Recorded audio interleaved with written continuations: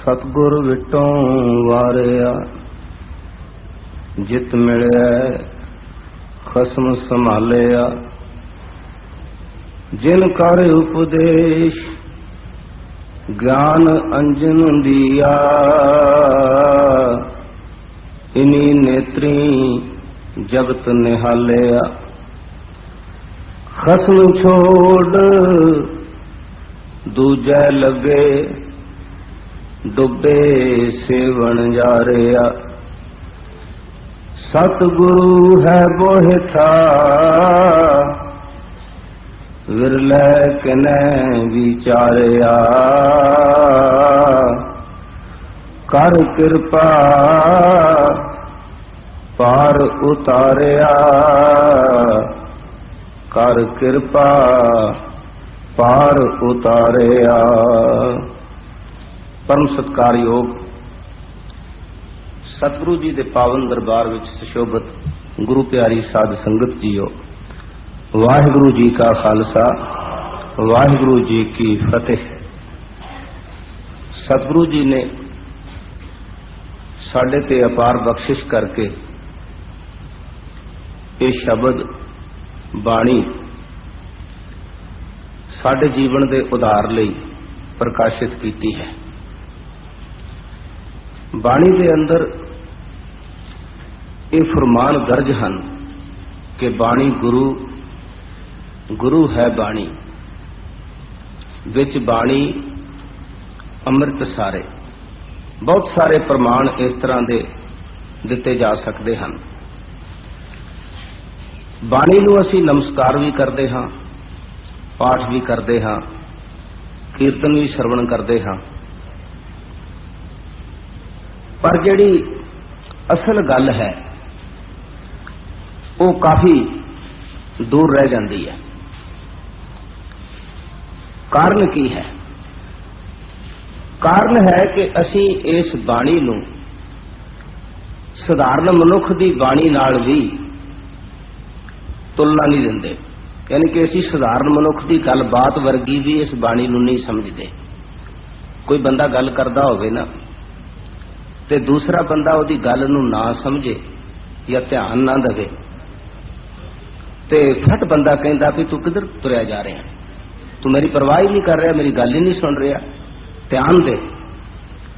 लेकिन सतगुरु की बाणी पढ़ी जाने हाँ, सुनी जाते हाँ, पर ध्यान कोई नहीं। ते कदे असी अपने आप नूं झंझोड़िया नहीं भी एक साधारण बंदे की गल ध्यान नाल ना सुनीए तो उसकी नाराजगी सहेड़नी पैंदी है, वो साडे वल रुख नहीं करता। ते जे सतगुरु के बचन भी असी ध्यान नाल सुनने वास्ते तैयार नहीं हाँ, उहदे विच असी अपनी सुरत अपनी लिव जोड़न का ख्याल नहीं रखते, तो सतगुरु की प्रसन्नता ते खुशी किस तरह सानू मिल सकती है। एक शब्द असा सुनिया है कि शब्द गुरु सुरत तुन चेला, कि शब्द गुरु है, पर इसका चेला, इसका सेवक, इसका सिख बनने लई मनुख नूं अपनी सुरत जिहड़ी है वो शब्द नाल संबंधित करनी पएगी। जदों कोई पंक्ति असी पढ़ीए सुनीए तां साडे अंदर साडी सुरत विच साडे ध्यान विच उस पंक्ति दे अर्थ भाव आने बड़े जरूरी ने। सानू पता लगे कि ये बाणी सानू की कह रही है। सतगुरु जी ने अपने इतिहास विच अनेक बारी ऐसिया उदाहरण दे के ऐसी सूझ दी सिखा नूं कि सिखो भाई ये जिहड़ी शब्द बाणी है ना, ये असी आत्मक ज्ञान प्राप्त करने लई मनुख की अपनी फितरत बदलने लई वरत रहे हैं। ते जे ये मनोरथ असी जीवन में सिद्ध नहीं कर सकते तो फिर इस बाणी तो सानू लाभ प्राप्त नहीं होएगा। असी अज ये समझते हैं कि श्री गुरु ग्रंथ साहब जी का प्रकाश करके नमस्कार कर लेनी, बस इतनी गल है। गुरु अर्जन साहब ने जिस वेले हरमंदर की रचना की तो श्री गुरु ग्रंथ साहब जी का बाद विच प्रकाश किया, सिखा ने सतगुरु जी उत्ते कुछ प्रश्न किए उस वक्त। जिन्हां दा इतिहास विच जगह जगह विद्वानां ने वर्णन किया है।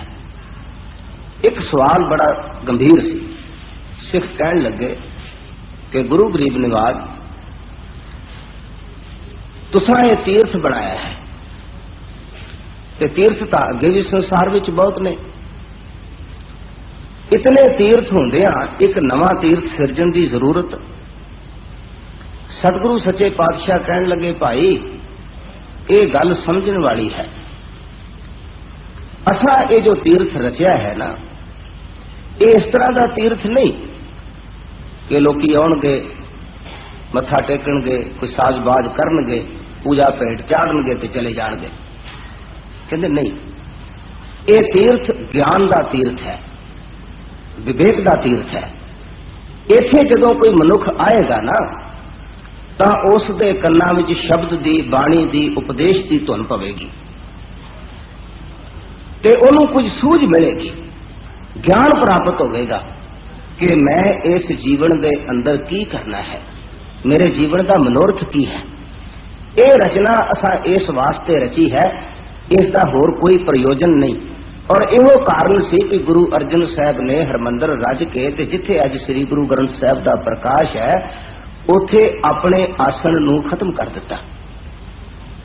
उथे आप नहीं बैठे, उथे गुरु ग्रंथ का प्रकाश किया ते सिख नूं यह समझा दिता कि तेरा उद्देश, तेरा निशाना मनुखी शरीर नहीं, मनुखी देह नहीं, तेरा निशाना ये शब्द ते बाणी है।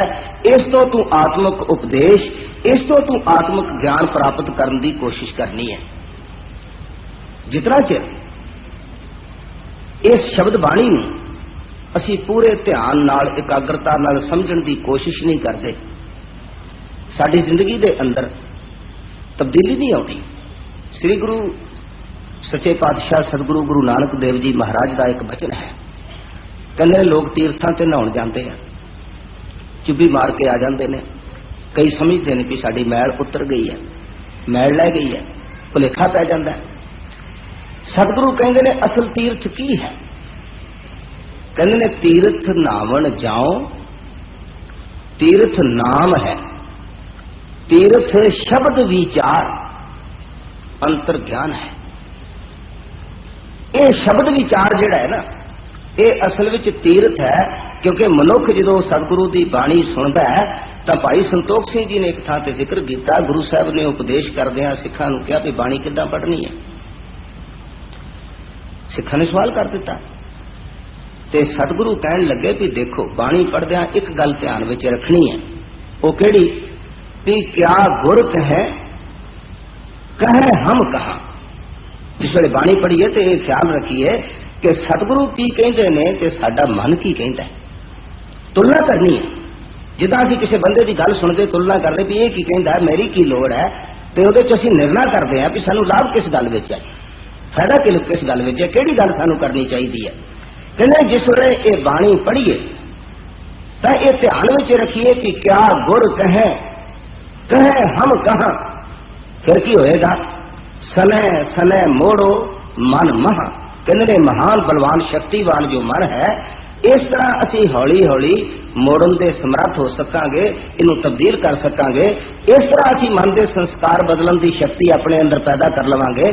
ते जे गुरु की बाणी असा इस ढंग नाल पढ़ी है तो सुनी है भी पता ही नहीं। कई बारी हुंदा कहंदा जी मैं जपजी साहब पढ़ रहा, एक ओंकार तो शुरू हुंदा ते पता उदों ही लगता है जो खेती छुट्टी नाल हो जाती है।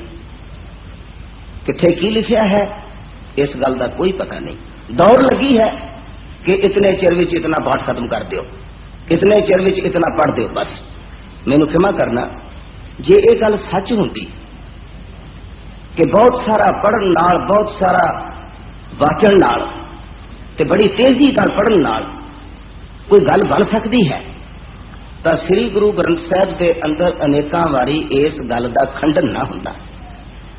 आसा दी वार का कीर्तन सरवण करते हाँ, ये कोई साधारण बात नहीं है।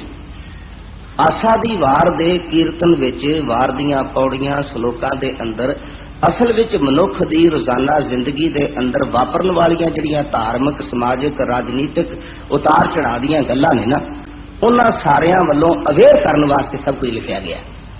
एक रस्म नहीं है, नहीं तो होर वार का भी किसी का कीर्तन शुरू हो सकता सी, होर भी हो सकती सी गल, लेकिन आसा की वार में कुछ सबजैक्ट इहो जिहे ने कि जिहड़े मनुख की जिंदगी के अंदर रोजाना बड़ी गहरी तरह वापरते हैं। तो ये भी है कि मनुख नित धर्म ग्रंथ पढ़ता है, कोई कुरान पढ़ रहा है, कोई गीता पढ़ रहा है, कोई रामायण पढ़ रहा है, कोई वेद पढ़ रहा है, कोई बाइबल पढ़ रहा है, कोई गुरु ग्रंथ साहब का पाठ कर रहा है। तो सतगुरु की कहते ने पढ़ पढ़ गड्डी लदी है, पढ़ पढ़ भरियां है साथ, पढ़ पढ़ बेड़ी पाई है, पढ़ पढ़ गड्डियां हैं खात, पढ़िया हैं जेते बरस बरस, पढ़िया हैं जेते मास, पढ़ी है जेती आरजा, पढ़िया हैं जेते सास। गिनती है, ये नहीं क्या भी की पढ़ते हो,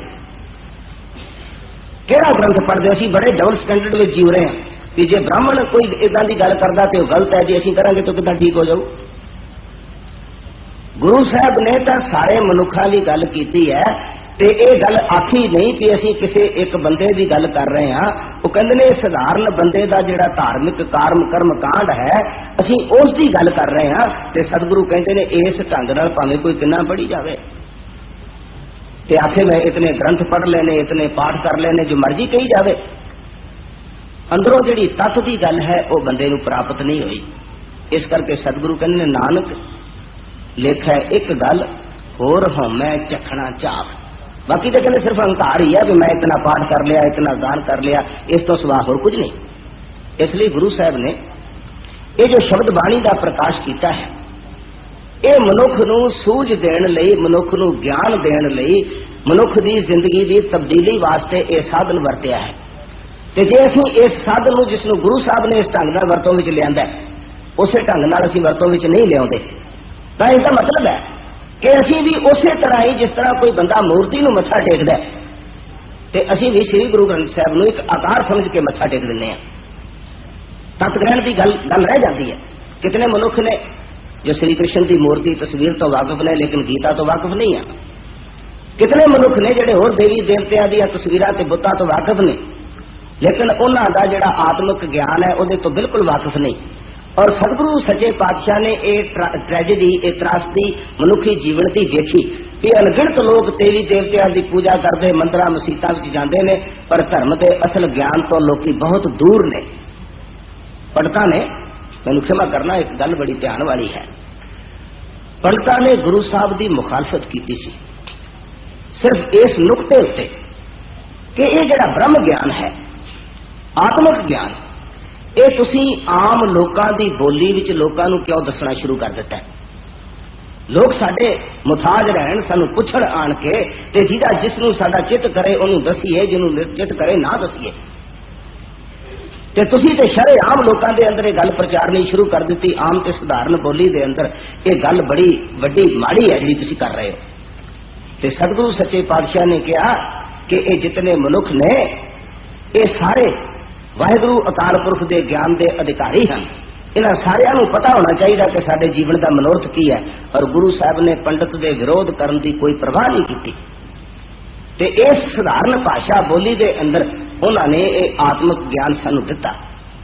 पर असीं साडी अपनी बोली विच भी असीं अज मान ते फख्र करते हैं भी ये ग्रंथ साडी अपनी बोली विच है, लेकिन असीं अपनी बोली विच हुंदियां होइयां भी ना इसनूं ठीक पढ़ सकते हाँ, ना ठीक इसके अर्थ समझ सकते हाँ।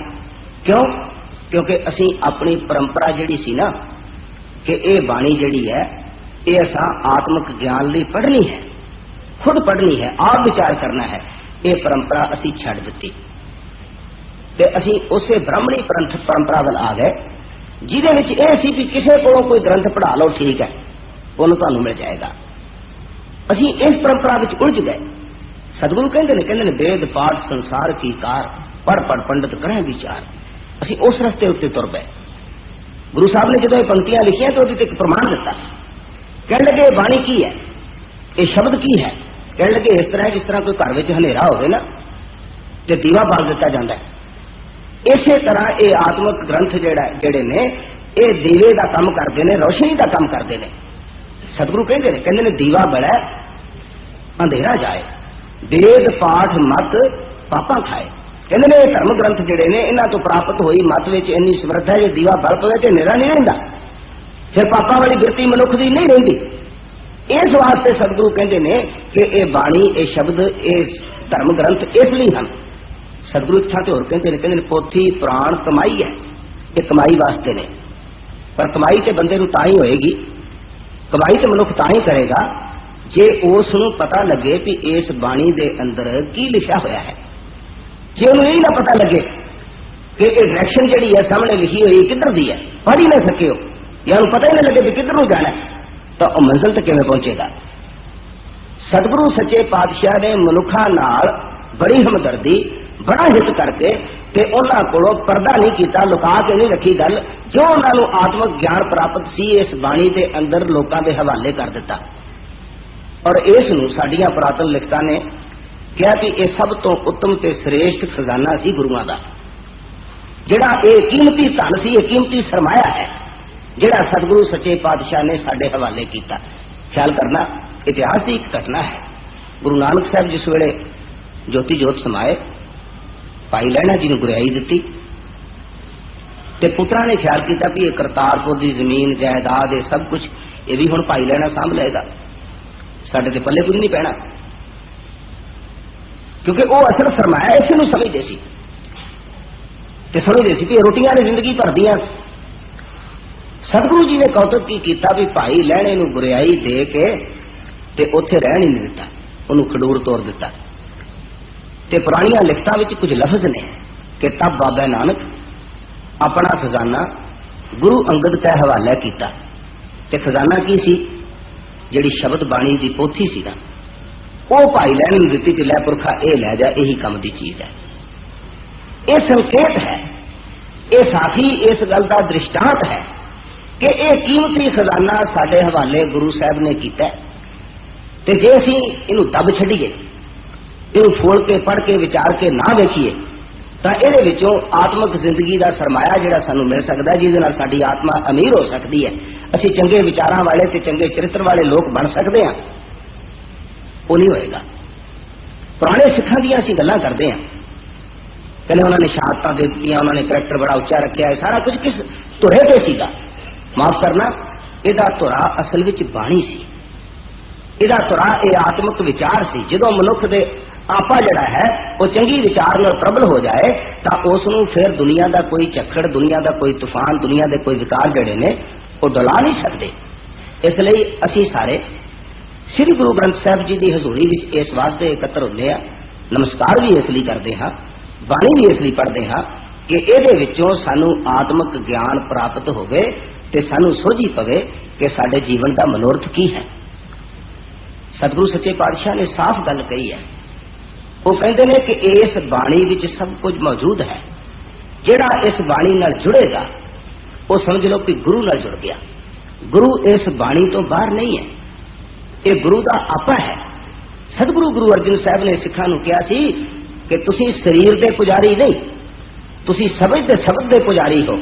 ये शरीर अज हैगा कल नहीं होएगा, फिर तुसी होर शरीर लभोगे, फिर वो नहीं होएगा फिर होर लभोगे।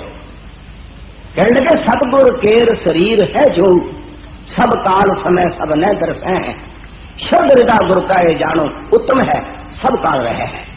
ये सर्वश्रेष्ठ पदार्थ सानू दिते ने और साडी खुशकिस्मती है कि असीं गुरुद्वारा बना के सतगुरु पातशाह की हजूरी विच बैठ के इस गल नूं ग्रहण करने की समर्था रखते हाँ। तो यतन करांगे कि सतगुरु जी की बाणी जिहड़ी है उसके आत्मक रहस्य जो हैं उहदे विच दिता होया जो ज्ञान है उस नूं हौली हौली असीं विचारीए। कल तो मैं यतन करांगा कि श्री गुरु ग्रंथ साहब जी की जो सब तो प्रथम बाणी है जप जी, जो करीबन करीबन सब दुनिया के अंदर बहुते सिख पढ़ते हैं, ते दुनिया के अंदर सब तो बहुता अनुवाद सटीक ट्रांसलेशन जप जी का होया। असीं कोशिश करांगे इन्हां समयां दे अंदर कि बड़ी हौली हौली आराम नाल बाणी की एक एक पंक्ति नूं उहदे अर्थ नूं समझ सकीए, ताकि असीं जदों फिर पढ़ीए ना ते फिर सानू पता लगे कि इहनूं बोलना किवें है, इहनूं पढ़ना किवें, इहदा अर्थ की है, ते अर्थ तो बाद इहदा भाव की है। बाणी दी स्टेजां शब्द बोध, वाक बोध, अर्थ बोध, भाव बोध तां होंदे ने। जे दर्जा बदर्जा ते सी पहले अल्फाबेट ही ना आउंदी होवे ते किसी नूं मेरी किताब पढ़ा दो की करेगा। इस तरह असी बाणी नूं जे समझण की कोशिश करांगे तो सतगुरु कहते ने यह बाणी जो जीव हो जाने तिस अंतर रवै हर नामा। कहते ने इनू अंदरों जो कोई समझण की कोशिश करेगा तो बंदगी की गल बनेगी। एक गल मैनूं डॉक्टर तारण सिंह होणां दी कही हुई चेते आउंदी है। वो कहते असी बड़ा प्रचार करते हैं पर करते की हैं? कहते या तो असी लोगों नूं हसाउने हैं या फिर वैरागमई गल करके लोगों नूं रुलाउने रवाउने ते गल ना हसाउण दी है ना रवाउण दी है। ते गल ते हैगी है समझाउण दी, कहते समझाउंदे नहीं। ते सतगुरु का अर्थ ही यह है कि जो सच का ज्ञान देवे। गुरु का अर्थ ही यह है जो अज्ञान खत्म करके ज्ञान का प्रकाश करे। तो सतगुरु कृपा करन। समा समाप्त है। कल तो हौली हौली आप यत्न करांगे कि सतगुरु जी की बाणी का जो अर्थ भाव है ਉਹਦੇ नजदीक हो सकीए तो शायद जिंदगी विच किते कोई करामात वापर सके तो असीं भी उस ज्ञान के अधिकारी बन सकीए जो गुरसिखां ने प्राप्त करके अपनी जिंदगी नूं रूनुमा किया है। इन्हें अखरां नाल ही समय की समाप्ति अनुसार अपने विचार नूं संकोचदा होया हुईयां पल्लां वास्ते खिमा दा याचक हां। वाहिगुरू जी का खालसा वाहिगुरू जी की फतेह।